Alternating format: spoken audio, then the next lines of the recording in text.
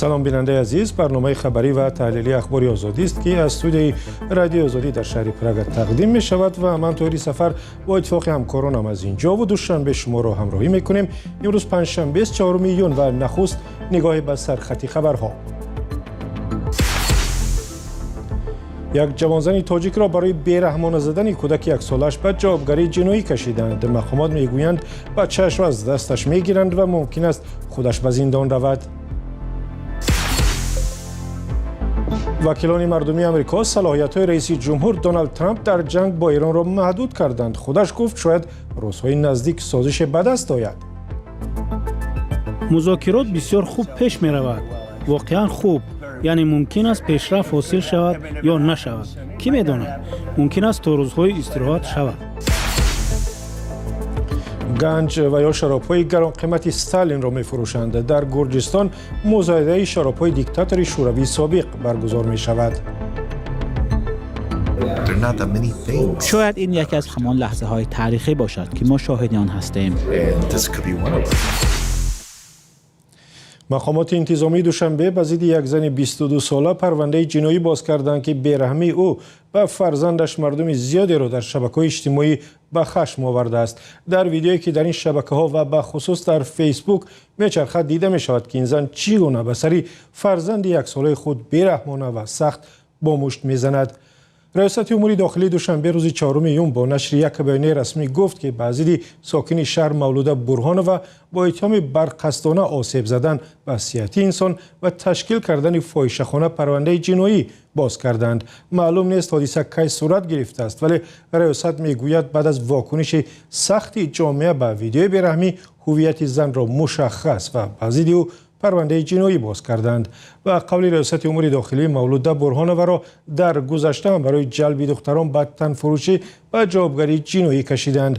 بر اساس پرونده احتمال دارد فرزند خردسال مولوده برهانو را از او گرفته برای پرستاری به اختیار دولت بدهند.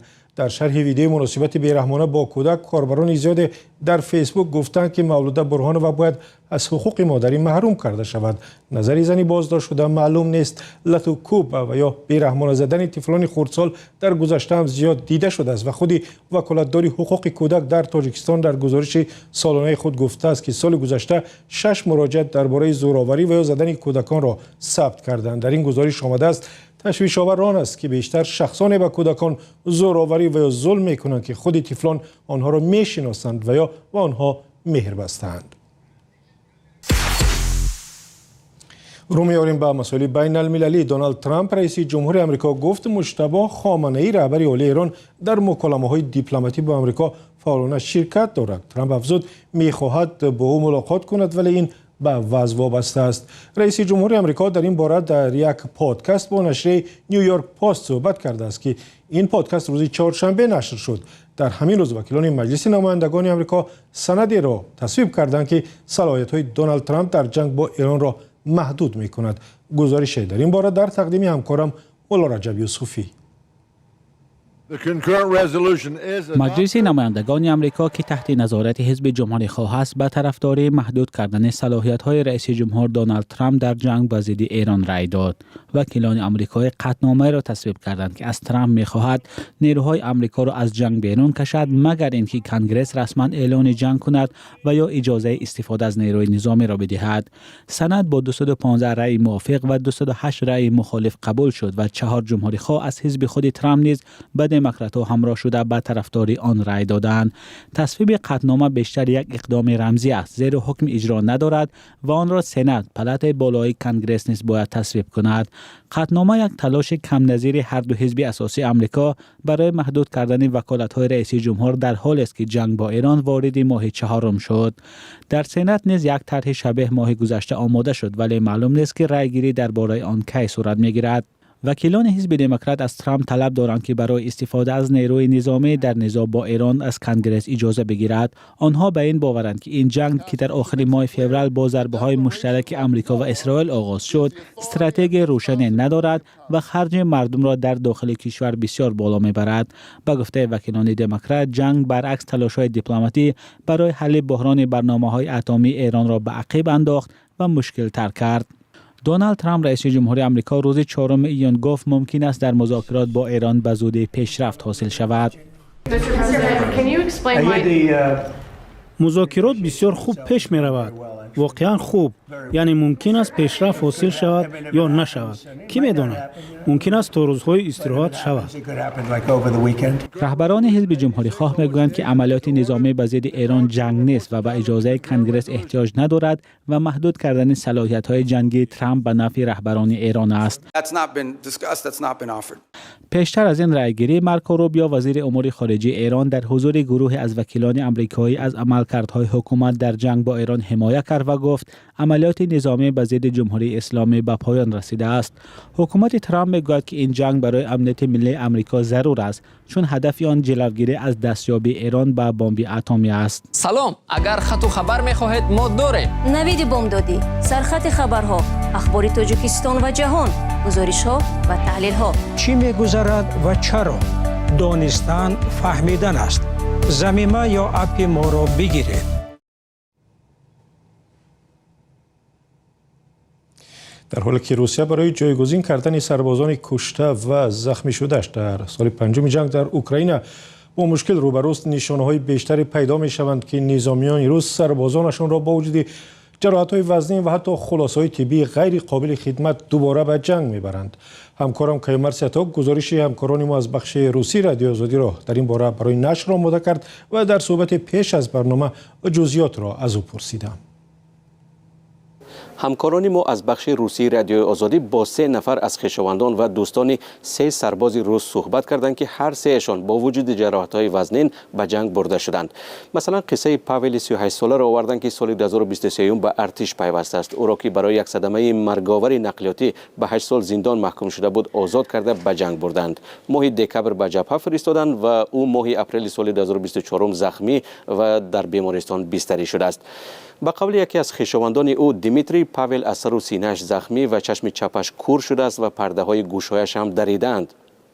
به قول دیمیتری، پاول را برای معالجه به خانه جواب داده موقتا برای خدمت نامناسب اعلام کردند، ولی به او یگان سندی رسمی طبی با این خلاصه ندادند. پاول نیم سال تلاش کرده است تا از خدمت آزاد شود، ولی ماموران انتظامی او را یک روز ناگهانی بازداشت کرده بردند. از آن زمان تا کنون خانواده‌اش از او هیچ درکی نداشتند. تعدادی از شهروندان تاجیکستان که از طرف روسیه به ضد اوکراین جنگیدند شاهد همین احوال بودند. از جمله اسماعیل رسولوف، یکی از زندانیان سابق که از محبس روسیه به جنگ رفته است، در یک مصاحبه با رادیو آزادی گفت که در دهه درینای کورسک 3 بار زخمی شد، ولی پس از معالجه‌های کوتاه هر بار او را دوباره به جنگ می‌فرستادند. اسماعیل گفت که در شهر بلگراد سخت زخمی شد و دیگر حرکت کردن نمیتوانست. معیوب شد، ولی بعد از انجام مهلت قرارداد 1 ساله باز از او خواستند که خدمت را ادامه دهد، ولی اون نپذیرفت و به تاجیکستان برگشت. و از همکارم همچنین پرسیدم که چه سبب شده است که ارتش روسیه تا به این حد برسد که سربازان لنگ، نابینا و حتی ناشنوا را به جنگ بفرستد. بنا به ارزیابی خدمات جاسوسی بریتانیا در آخر ماه می، از آغاز حمله روسیه به اوکراین تا کنون تقریباً 500,000 سرباز روس کشته شدند. حکومت ولادیمیر پوتین رئیس جمهوری روسیه بنابر تلفات زیاد در ارتش برای نگاه داشتن شمار کافی سربازان چاره‌های زیادی اندیشیده است، ولی ظاهراً این چاره‌ها نتیجه نمی‌دهند. آنگونه که از گزارش‌های زیاد میشنویم و می‌بینیم، ارتش روسیه زندانی‌ها، افراد میزده و گاه بیخانه‌ها را به خدمت جلب می‌کند و به سربازان و عائله‌های جنگاوران کشته شده مزد بلند و جبران پولی‌های زیاد وعده می‌دهد. ولادیمیر پوتین ماه گذشته فرمانی را امضا کرد که بر طبق آن نفسربازان از پرداخت قرضهای خود تا 10 میلیون روبل آزاد کرده میشن. تا حال او از اعلان سفربری عمومی دوباره به ارتش خودداری کرده است، زیرا سفربری گسترده ماه سپتامبر سال 2022 سبب شده بود که صدها هزار جوان از روسیه فرار کردند. در حالی که مذاکرات صلح با میانروی آمریکا قطع شده است و هیچ نشانی از پایان جنگ به چشم نمی‌رسد، روسیه در دونتسک و دیگر منطقه‌ها خیلی آهسته پیش می‌رود و بعضاً زمین‌های بیشتری را از دست می‌دهد. از این جهت با افزایش یافتن تلفات تعداد سربازان زخمی، فرماندهان روسیه دیگر سعی دارند از هر راه صف نیروهای مسلح خود را دیگر باره پر کنند تا جنگ ویرانگر در اوکراین را ادامه بدهند. همکارم کیومرث سیاتوک درباره تلفات ارتش روسیه در جنگ اوکراین صحبت می‌کرد. طوری می‌دونیم در این جنگ تا کنون صدها نفر از تاجیکستان هم یا با زور یا اختیاری شرکت کرده کشته و زخمی شدند. گزارش مفصل را در این باره می توانید هر وقت دلتان خواست در وبسایت رادیو آزادی در نشانی azadi.org بخوانید.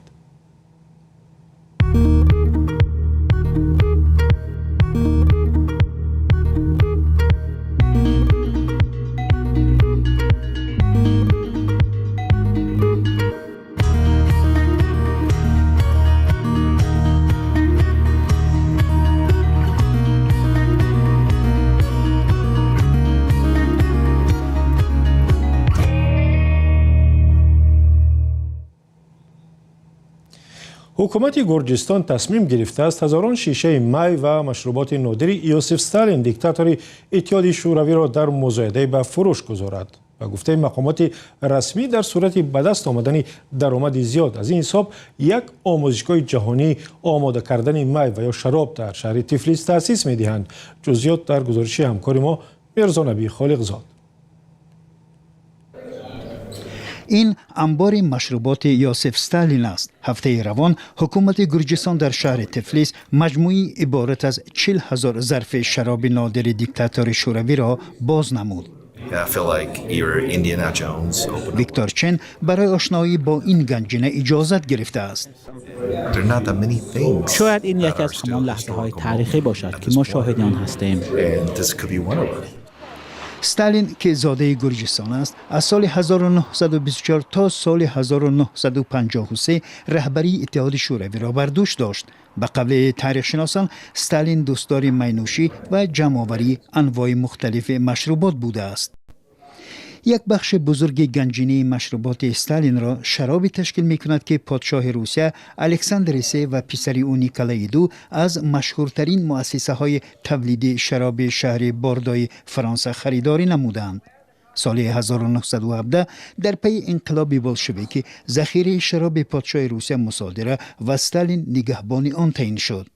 با مرور زمان استالین به این مجموعه نوع‌های گوناگون شراب گرجی را همراه کرده است. حکومت گرجستان امید دارد که در مزایده از این مجموعه شراب درآمدی خوبی به دست آورده از این حساب یک آموزشگاه تولید و نگهداشت شراب تشکیل خواهد کرد. و خبری متاسفانه ناخوش حالا به دست ما رسید و درباره مرگ دو نورسی که در نتیجه سیل در ناحیه شمس‌الدین شاهین جان باختند. فاجعه روزی 3 ایون اتفاق افتاده است و 3 کسی دیگر زخم برداشتند و در بیمارستان بستری هستند. در حکومت ناحیه شمس‌الدین شاهین روزی 4 ایون و رادیو آزادی گفتند که شمیل هاشم زاده 9 ساله و سلمان غفورزاده 11 ساله همراه 3 نفر دیگر در اطراف دهه شهری بربر در ناحیه شمس‌الدین شاهین چاروا می‌چراندند که در دم سیل ماندند و به هلاکت رسیدند. هواشناسان تاجیک در همین روز به مردم کشور هشدار دادند که روز 5 ایون به خصوص در مناطق کوهستانی احتیاطکار باشند زیرا خطر آمدن سیل زیاد است. در هشداری رسمی که اداره آب و هواشناسی تاجیکستان نشر کرد گفته می شود فردا ممکن است در بعضی از منطقه‌های ناحیه‌های تابع مرکز ولایت‌های ختلان، سوخت، بدخشان باران زیاد باریده سبب آبخیزی شود. خطر سیل آبخیزی از جمله در رودخانه‌های زرافشان، وخش، پنج و رودخانه‌های جنوبی خطرکوه حصار پیش بینی می شوند.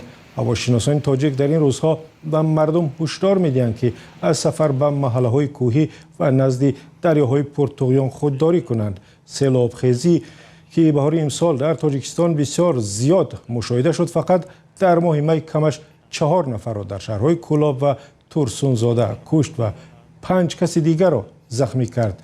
در شهر کولاب در اول ماه می به گفته مقامات بیشتر از 800 خانه آسیب دید.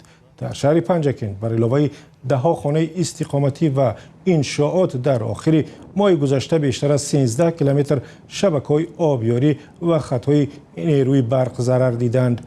تاجیکستان که یک کشور کوهستانی است در برابر سیل آبخیزی و هرچه به هم خشکسالی بسیار آسیب‌پذیر است و سالانه در نتیجه این فلاکت‌های طبیعی $10 میلیون ضرر می‌بیند. اخبار آزادی اینجا به پایان رسید. سپاسگزاریم که تا این لحظه و تا پایان برنامه با ما بودید. خبر و گزارش‌های بیشتر در وبسایت azadi.org و صفحه‌های ما در فیسبوک، اینستاگرام، تیک تاک، تلگرام و هم در کانال آزادی ویدیو در یوتیوب. تا دیدار در برنامه‌های دیگر.